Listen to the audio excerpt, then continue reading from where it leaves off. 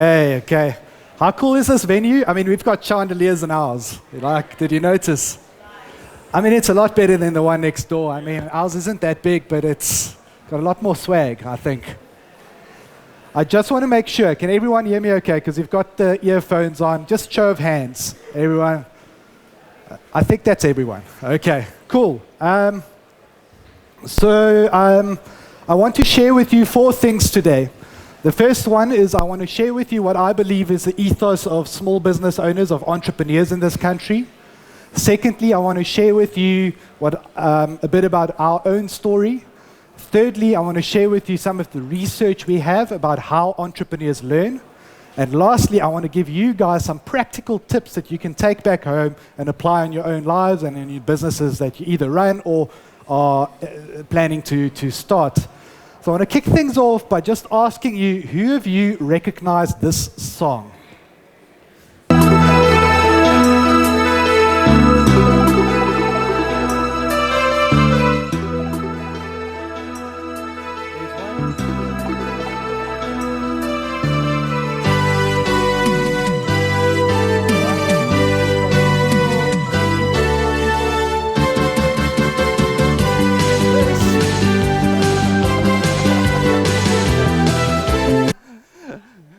MacGyver. Who knows who MacGyver is in the show? So let's say about 3/4 of you. Okay. So MacGyver is a TV show from the 1980s. Okay. It ran for 7 seasons, about 130 episodes. The critics reviewed it as decidedly average, but the fans loved it. It was almost like a cult-like following. And it was about this guy called MacGyver, Angus MacGyver, Mac, played by the actor Richard Dean Anderson. And MacGyver was kind of an unorthodox action hero for the 1980s. The 1980s, for those of you that have been around in the 1980s or have, watched a couple of series from the 1980s, was a very masculine era. It was very kind of big muscles, very clear solutions to problems. Punch your way through it or get the machine gun and just shoot your way through a problem. But MacGyver was the guy who he used his knowledge about chemistry and physics to get himself out of very sticky situations. But not only that, he was kind of a sensitive action hero. He was kind of a couple of times, someone made a tally, he cried about 102 times during the course of 7 seasons because, someone got hurt or he lost a friend or whatever that might be. He's also not the most muscular kind of guy. He also, despite the picture here, advocated like non-lethal solutions to the problems. He was a type of action TV star in the 1980s that struck an emotional chord with people. But specifically, his practical solutions to get himself out of problems was the thing that stood out. So he was the type of guy that would, if he needs to escape, he'll kind of get a Dorito, some duct tape, and a paper clip, and build a time machine. Right? Okay, that's an over-exaggeration, but what he actually did also in one of the episodes, he would take 2 candle holders, cut the cords of some cables, connect them together, and if someone had a heart attack, he'll make a defibrillator from it. Okay, which, by the way, I did research on this stuff, and apparently all the stuff that he did was very feasible. It was based on scientific fact. They just left out some key important steps so that when your kids watch the show, they don't go and replicate a lot of the things and take stuff out of the house. I mean, he also famously disabled a bomb by using low-fat milk, oven cleaner, a baseball ticket, and some gum. And he also obviously solved some very, very critical, problems of our society today. I think his little MacGyverisms have become really pop culture kind of ethos. Has kind of asked us, what would MacGyver do in tough situations? Famously, his Swiss Army knife that he used to carry with him in every single episode. In Thailand in the 1980s, they didn't call it the Swiss Army knife. They called it the MacGyver, you know, to give you an idea. I mean, even today there's some comic books about him. This is a pretty good read if you're interested in comics. Recently there was a TV show which you guys absolutely should not watch because it's not that good. What you do need to watch is an episode in season 17 of The Simpsons. MacGyver, the character, was kidnapped by Marge's two sisters, twin sisters, but he did get himself out of it by putting a bit of spit at the end of his tongue and using the rays of the sun to burn a hole in the rope. He has, by the way, in this specific episode, because I've seen this episode, one of the best lines in movie, or in Simpsons history in my mind. He was thanked for the work that he did, for whatever he did, and he said, "Don't thank me, thank the pull of the moon's gravitation pull," which I thought was very smart. But he's also just a very handsome individual, right? I mean, he made the mullet look not that bad. Right? He also inspired a lot of other men to get the mullet, which is not a good thing. But he also famously got the part for refusing not to take off his shades in the auditioning side of things, which became part of MacGyver's kind of character during the course of the show. But really, in short, what I want to share with you guys today is that MacGyver is probably the most resourceful person in the world. Right? He would make plans out of whatever situation he finds him in. When I say resourceful, I'm kind of lying to you because it's not entirely true that he's the most resourceful person in the world. We all know what Chuck Norris can achieve. But he did form part of a whole series of TV shows in the 1980s that was about this, almost like a group like this, a group of misfits, almost like a bit of outsiders, like entrepreneurs. They just found a way of solving problems, despite what are some of the most difficult challenges that can be faced, or some insurmountable challenges faced by those characters. And they all, for me, share an ethos, including MacGyver, of a South African saying that I think entrepreneurs really have made part of their DNA, which is maak 'n plan. Right. In the face of some of the toughest challenges that this country has, I'm moving around a bit just so that everyone can see some of the slides. What someone calls the brutal fact, so to speak. It does seem that as entrepreneurs, we almost have an almost irrational faith that we will solve the challenges that are in front of us. And we need this, right? This maak 'n plan ethos really, I think, is the statement for this kind of decade that we live in, where the world is just faster, it's smaller, it's certainly a lot weirder than it was some years ago. And certainly in this country, our need to make a plan is more critical than ever. I think Katlego mentioned a couple of stats to you about the state of South African small businesses, but globally, the small businesses make around 90 to 95% of the number of businesses in a country. This is true in almost all countries that you go to.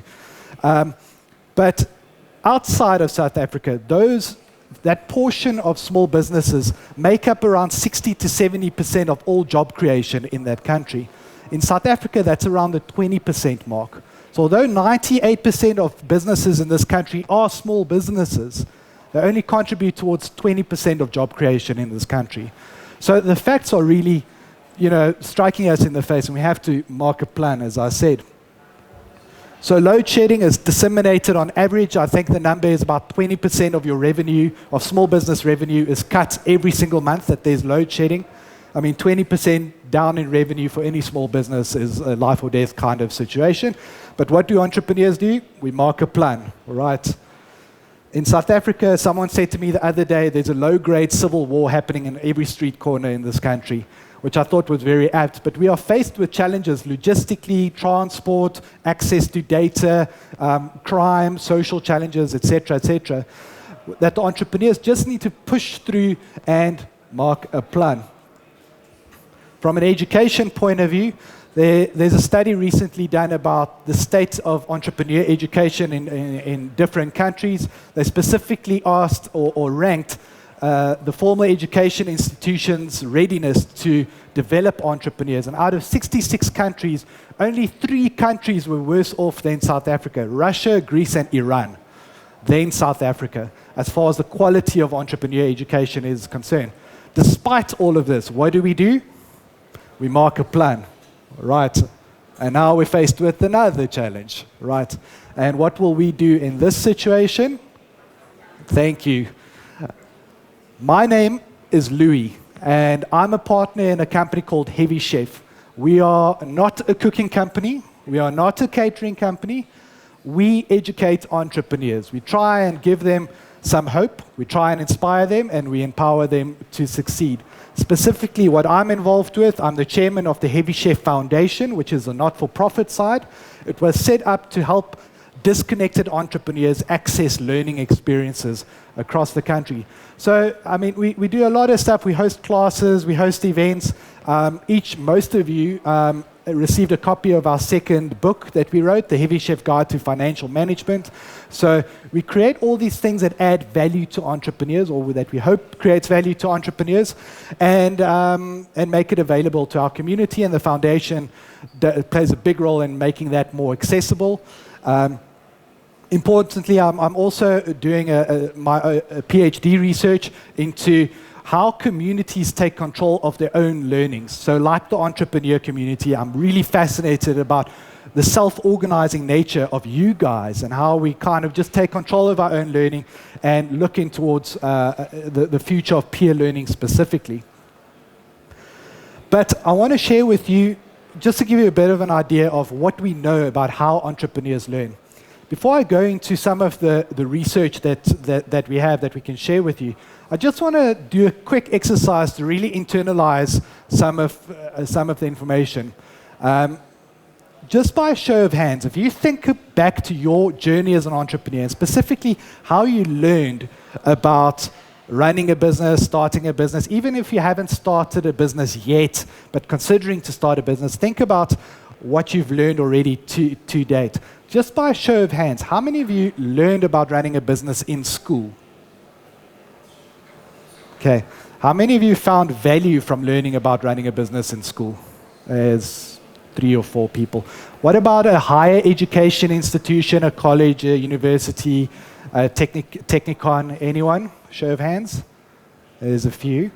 Okay. How many of you use your device to just watch YouTube videos, ask Google, etc., to learn about running a business? Okay. How many of you have learned about running a business just by interacting specifically with your mom or dad? Okay. And then extended like friends, family, other colleagues? Show of hands. Okay, that's not too bad. And how many of you just learn about running a business by yourself? All of you, right. Let me bring this home to you. The sentiment that we get from entrepreneurs from across the country, and we have traveled across the country from Joburg to Pretoria, Polokwane, Khayelitsha, Diepsloot, Seshego, and just next to Polokwane, rural KZN. We've been speaking to entrepreneurs, and they all say to us the same thing, that the offering of education and learning for entrepreneurs out there is not in sync with what we need as entrepreneurs right now. So we went out and did some proper research on this. We surveyed around 4,000 entrepreneurs across the country in partnership with Yoko. Many of you might have even taken part in this research. A couple of insights. It's entrepreneurs really do learn by themselves for the most part. We would hear stories of 2 o'clock in the morning is the best time to just learn because I do not get distractions. There's an obvious reason for this, right? What do you do during the day? You hustle. You do not want to be away from your business, away from selling, dealing with issues. I mean, I'm sure many of you know what happened when you step away from your business just for a day. What happens when you come back, right? All kinds of issues. Because if you're running a bakery, you're not just the baker, you are the accountant, the HR person, etc., etc., etc. Especially when you're from a disconnected community. Those entrepreneurs are telling us, in terms of the other entrepreneurs that they have around us, the number of other entrepreneurs that they have around them to to share learnings and kind of just ask for advice, on average is less than 3 people. When we ask that same question to very successful entrepreneurs and running larger organizations, they'll tell us 8 to 12 people that they have access to at any given time when they have a problem. This is especially true for female entrepreneurs, where they shared with us stories of, their dads, even if they ran businesses, didn't really share knowledge with them about running that business. So they go out and seek other entrepreneurs that share their lived experience to kind of proactively find ways of learning from each other. The second insight is that you do learn in the gaps. And what that means is Google specifically takes about 80% of all your attention as far as learning content is concerned. And the entrepreneurs value that as well, specifically short-form content. The entrepreneurs would tell us less than 5 minutes. That's the type of amount of time that I want to spend digesting content. Entrepreneurs have become really good at just filtering out nonsense. And just they'll tell us stories about watching a video for 20 minutes, but they'll just scrub right through to just get to the part that they're really, really interested in. Where did they learn from? 76% said family and friends were the most valuable sources of content. And this is specifically in terms of when we asked them about what's the type of learning that you valued the most. They would say, if we can learn it from my mom, my dad, my uncle, my auntie, my best friend, that was the best type of learning that I got. Often we would hear stories about when we asked them about thinking back to how you learned about running a business, they would say, well, I would spend after school hours in my dad's shop just doing my homework, but I would also just observe and just see how he deals with a challenge or how he handles cash flow or whatever that is. Specifically, the more affluent entrepreneurs told us that business talk was dinner table talk. So in the evenings when we shared a dinner together, we'd actually talk about the business. So cash flow was a topic during dinner table conversations. While when we spoke to disconnected entrepreneurs, especially when we met up with a group of entrepreneurs in Diepsloot, they'd say to us there were 3 things spoken about during dinner time, more or less. Football, gambling, and food. Those were the 3 things spoken about. And obviously this makes sense when you consider that there's a lot of first-generation entrepreneurs in this country, right? And for obvious reasons. We know why that is. And these entrepreneurs are now put in a position where they need to face these challenges of the 4th Industrial Revolution, but also at the same time, for the first time, learn themselves about the basics of running a business. And this is why we do refer to them as, to that section of entrepreneurs as disconnected entrepreneurs, because it really sharpens the problem that needs to be solved. We also asked entrepreneurs what they learned in the past, what are the topics that they learned about in the past. They would say the soft skills. They learned about leadership, critical, innovative thinking, creativity. It also, if you really think about it, when you start a business, what's the thing? You're already thrusted into a leadership position, right? So you're forced to start learning about becoming a leader. But when we asked entrepreneurs if you could do it over again, what are the skills that you want to learn or wish that you learned? And they tell us basically the basics. It's about money, it's about dealing with people, it's about marketing and sales. Interestingly enough, planning and goal setting was a skill that entrepreneurs said to us they learned the most in the shortest space of time when they started out a business. Again, my example of if you're a baker running a bakery, playing all these different roles, you quickly learn that you have to prioritize and you can't do a lot of stuff all together and you need to plan ahead, make valuations between impact versus time and energy spent to yourself. And then social emotional skills obviously is important as well, specifically because running a business is a stressful thing to do. And if anyone else tells you otherwise, it's not true. So you quickly learn, you wish you'd be equipped with the tools, emotional and social skills to deal with those situations, maybe a bit better if it's there. But also, what is the thing about this last column of skills that why entrepreneurs really are interested in that? Because it's the things that make an immediate, tangible difference to your business right now. You know how entrepreneurs tell us they learned the most about dealing with people, HR issues, is when one staff member took them to the CCMA. That's the quickest way that they learn. Now, I'm not advocating being bad with your staff and just so you can learn about HR. That's not what I'm saying.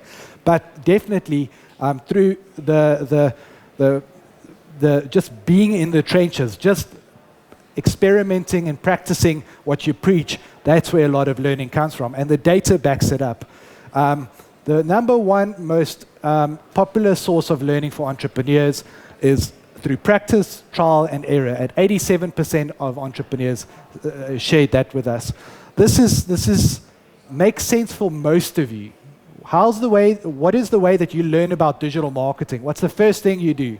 You open up a Facebook account, right? And you start adding your logo and you start going through the things.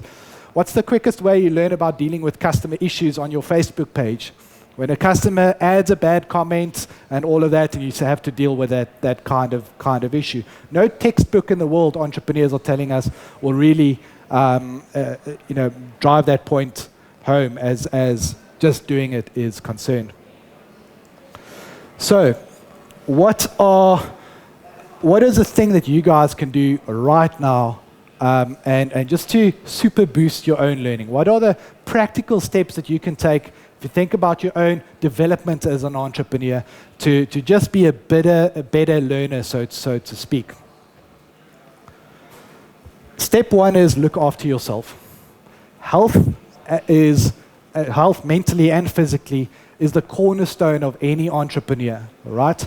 I know the stresses we go through, not just business stress, but also, the impact of crime and all those kind of things. But you have to build the self-discipline. You are the business at the end of the day. You have to build the self-discipline to look after yourself. And this makes it 10 times better at retaining information, being better at discerning what is the type of and applying that information into your own life, or in the business at least.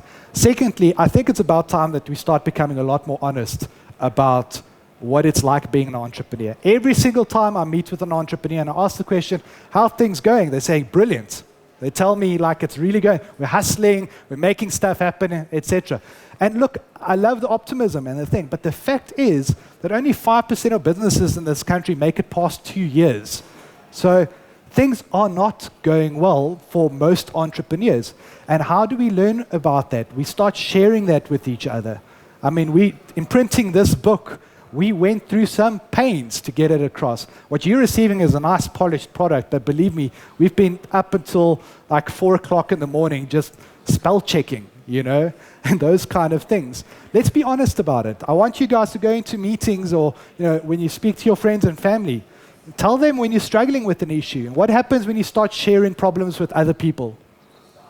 They help you solve it. The universe, there's a famous saying that the universe transpires to help you solve that. So it really incentivizes people to also help you when you start becoming honest about that.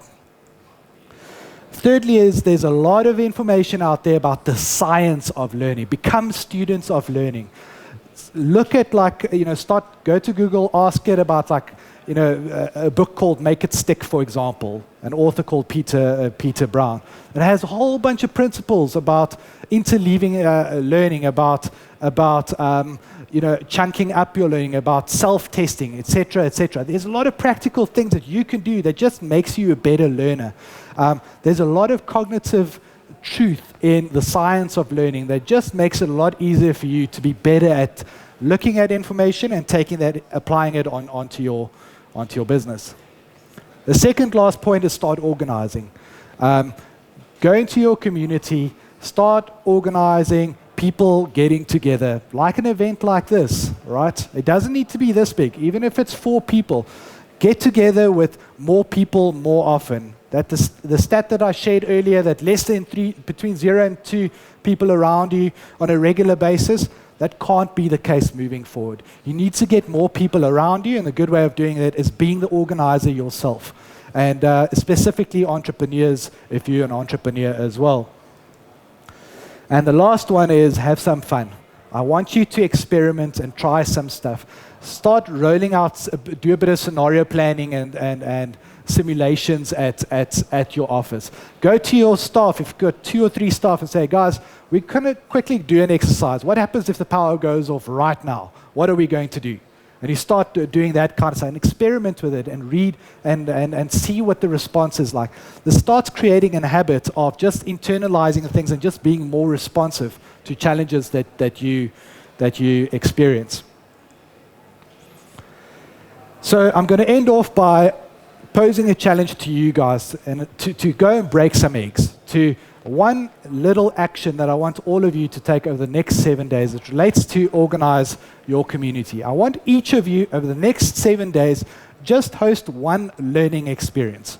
Invite a minimum of 5 people, right? So come sit with you, pick any topic that you're interested, relevant to your business, and you be the teacher, right? You teach them something.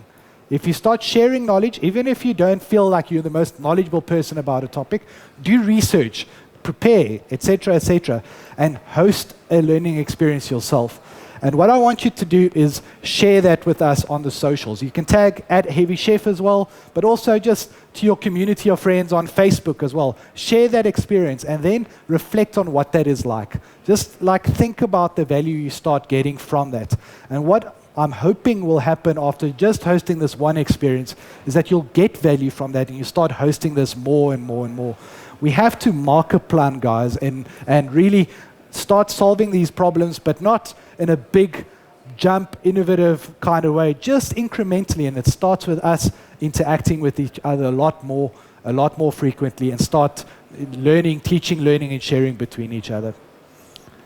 So that's me, guys. I hope you found some value from this, some practical value. I hope there's a bit of hope given to you as well. This isn't just doom and gloom. We have to make market plans, so to speak. And I hope there's 1 or 2 things that you can take away from this talk. Thank you.